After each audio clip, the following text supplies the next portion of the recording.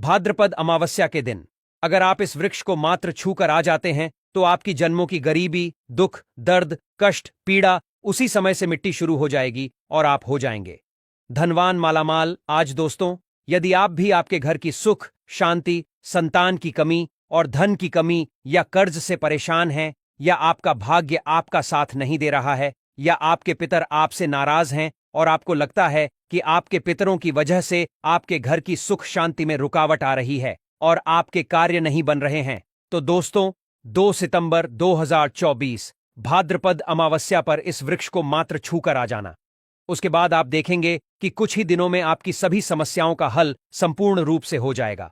दोस्तों, इस बार 2024 का साल बहुत ही दिव्य और दुर्लभ संयोग लेकर आया है और इस बार यह 2 सितंबर को सबसे बड़ी अमावस्या भाद्रपद अमावस्या पड़ने जा रही है। और दोस्तों, इस दिन राजयोग, कालसर दोष के साथ साथ धनलक्ष्मी योग भी बन रहा है, जिसकी वजह से इस अमावस्या का बहुत अधिक महत्व बढ़ गया है। और भगवान श्री कृष्ण ने गीता में स्वयं कहा है कि वृक्षों में मैं स्वयं पीपल का वृक्ष हूं। इसलिए दोस्तों, पीपल के वृक्ष को वृक्षों का राजा कहा जाता है, क्योंकि पीपल वृक्ष की जो आयु होती है वो सबसे ज्यादा होती है। इसलिए भगवान श्री कृष्ण ने स्वयं कहा कि वृक्षों में पीपल हो। तो दोस्तों, चलिए अब मैं आप लोगों को उन पावन वृक्षों के बारे में बताऊंगा जो कि कल्याणकारी है, जो मंगलकारी है। अगर आप इन वृक्ष को छू लेते हैं इस भाद्रपद अमावस्या, जैसे यहां के दिन, तो आपकी गरीबी तो मिटेगी ही मिटेगी, साथ ही आपके जीवन से परेशानियां भी खत्म हो जाएंगी। क्योंकि यह जो पेड़ पौधे हैं या चेतना युक्त हो जाते हैं, यानी कि इस दिन इनमें चेतना आ जाती है। और भाद्रपद अमावस्या, ये दिन स्वयं भगवान विष्णु जी इन वृक्षों में वास करते हैं। इस वजह से इनमें शक्ति आ जाती है और ये पेड़ पौधे जागृत अवस्था में आ जाते हैं।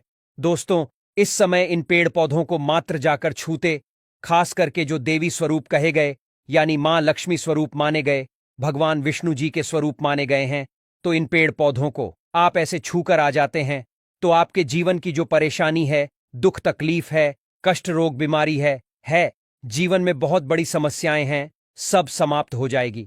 तो दोस्तों, आज आप लोगों को कुछ ऐसे वृक्ष के बारे में बताऊंगा जो देव वृक्ष कहे गए। वीडियो को ध्यान से देखना। अगर आज की वीडियो मिस कर दिए तो फिर सारी जिंदगी आपको पछताना पड़ेगा, क्योंकि इस समय भाद्रपद अमावस्या का पावन पर्व है और यह एक ऐसा समय होता है जो बहुत ही कल्याणकारी, बहुत ही मंगलकारी दिन होता है।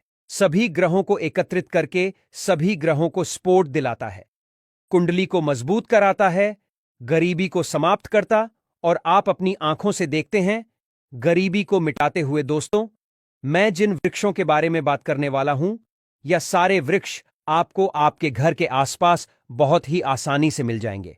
दोस्तों, सबसे पहला जो वृक्ष है, जिसे वृक्ष के बारे में मैं बात करने वाला हूं, वह है केले का वृक्ष। जी हां, केले का वृक्ष आपके घर के आसपास मिल जाएगा।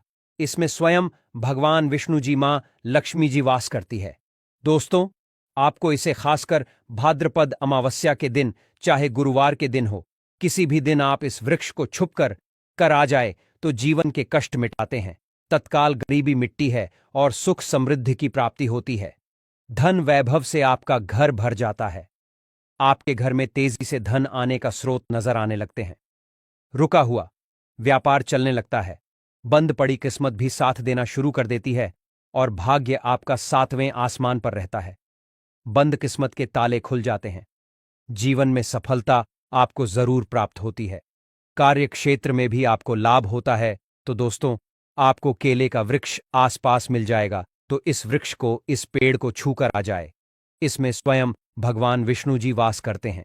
केले का पेड़ बहुत ही पवित्र माना जाता है। कहते हैं, केले के पेड़ में अगर भाद्रपद अमावस्या के दिन अगर एक लौटा जल गुरुवार के दिन दिया जाए, हल्दी, चना, किशमिश डालकर, तो जीवन उसमें यश, मान, सम्मान की प्राप्ति और संतान की प्राप्ति होती है।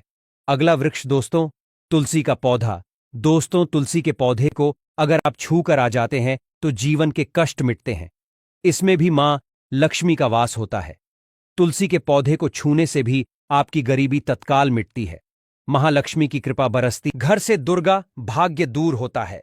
इसीलिए भाद्रपद अमावस्या के दिन पीपल के वृक्ष के साथ साथ तुलसी का पौधा भी आपको घर के आसपास मिल जाएगा, या फिर आपके घर में लगा है तो सुबह शाम के दिन आप इन्हें छूकर आ जाएं और अपनी मनोकामना जरूर बोल दें। साथ ही अगर बेल का वृक्ष भी मिल जाए तो इसे भी छूकर आ जाए तो बहुत ही लाभ और कल्याणकारी है। इसमें स्वयं नारायण और माता पार्वती वास करती है। दोस्तों, बेल का वृक्ष भी बहुत ही शुभ है और शमी का वृक्ष भी छूकर आ जाए ये भी बहुत ही शुभ माना जाता है। इसमें भी सभी, साथ ही साथ नीम का पेड़ या फिर आम का पेड़ भी छूकर आ जाए। गरीबी मिट्टी है। अब अगला वृक्ष है दोस्तों पीपल का वृक्ष। पीपल के वृक्ष में स्वयं भगवान नारायण वास करते हैं, स्वयं भगवान विष्णु जी वास करते और मां लक्ष्मी जी वास करती है। तो भाद्रपद अमावस्या के दिन आपको पीपल के लिए आपके वृक्ष को जरूर छूकर आ जाना है। सुबह या फिर शाम के समय छूकर आए और जब पीपल को आप छुएंगे तो ओम नमो भगवते वासुदेवायर इस मंत्र का जाप करते हुए छूना है, अपनी मनोकामना बोलते हुए छोड़ देना है।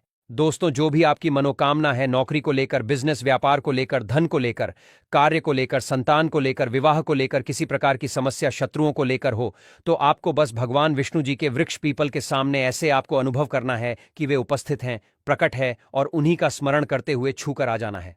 तत्काल देखेंगे। 24 घंटे के अंदर आपकी मनोकामना पूरी होगी। बाकी आपकी मर्जी दोस्तों, इतना पावरफुल ये उपाय है। इसको करने से आपके जीवन के दुर्भाग्य दूर होंगे, कष्ट मिटते हैं, जीवन से गरीबी दूर होती है। दोस्तों, पीपल के वृक्ष में वैसे तो सभी देवी देवता निवास करते हैं, लेकिन भाद्रपद अमावस्या के दिन भगवान विष्णु और मां लक्ष्मी स्वयं निवास करने आती है बैकुंठ लोक से धरती पर।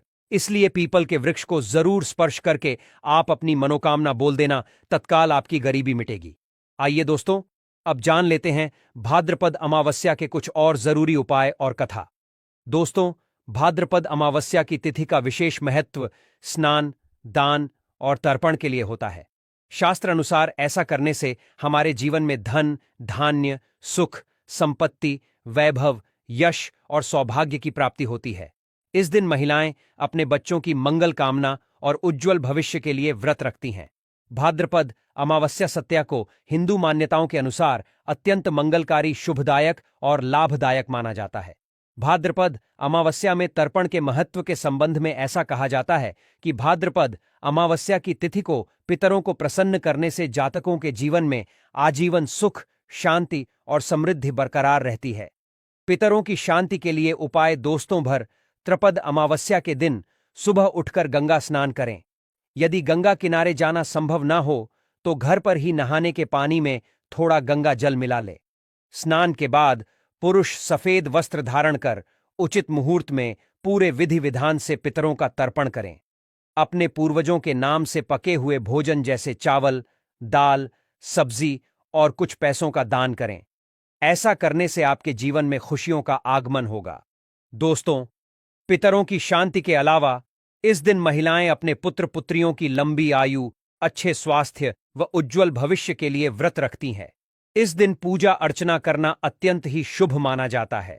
साथ ही जिन महिलाओं को संतान की प्राप्ति नहीं होती है, उन महिलाओं के लिए भी भाद्रपद अमावस्या के दिन संतान प्राप्ति के लिए माता दुर्गा की पूजा अर्चना करना मंगलकारी सिद्ध होगा। दोस्तों, पूजा करने के लिए भद्र अमावस्या के दिन 64 देवियों की छोटी छोटी प्रतिमा बनाएं और उन्हें सुंदर नए वस्त्र धारण कराएं। साथ ही पूजा के स्थान को सुगंधित एवं ताजे पुष्पों से सजा लें। पौराणिक कथाओं के अनुसार ऐसा माना जाता है कि भाद्रपद अमावस्या के दिन ही भगवान इंद्र की पत्नी ने माता पार्वती को कथा सुनाई थी। पूजा अर्चना के समय मां दुर्गा को सुहाग की सभी वस्तुएं जैसे साड़ी, सिंदूर नहीं चूरी, बिंदी आदि चढ़ाएं। ऐसा करने से आपके बच्चों का भविष्य उज्ज्वल होगा, दीर्घायु होंगे। आइए अब जानते हैं भाद्रपद अमावस्या के उपाय। दोस्तों, इस दिन प्रातःकाल उठकर किसी नदी, जलाशय या कुंड में स्नान करना शुभ व फलदायक माना जाता है। इस दिन नदी के तट पर पितरों की आत्मा शांति के लिए पिंड दान करें और किसी गरीब व्यक्ति ब्राह्मण को अपनी सामर्थ्य अनुसार अनाज दान करें और कुछ पैसे भी। दोस्तों, भाद्रपद अमावस्या के दिन काल सर्प दोष निवारण के लिए पूजा अर्चना करना उचित मानी जाती है, क्योंकि हम सभी जानते हैं कि भाद्रपद महीना भगवान श्री कृष्ण की पूजा अर्चना का होता है और पौराणिक कथाओं के अनुसार भगवान श्री कृष्ण ने सबसे विषैले सर्प कालिया नाग का दमन किया था। दोस्तों, आशा है कि वीडियो आपको बहुत पसंद आई होगी। इस चैनल को सब्सक्राइब तथा लाइक, कमेंट, शेयर करना न भूले। धन्यवाद।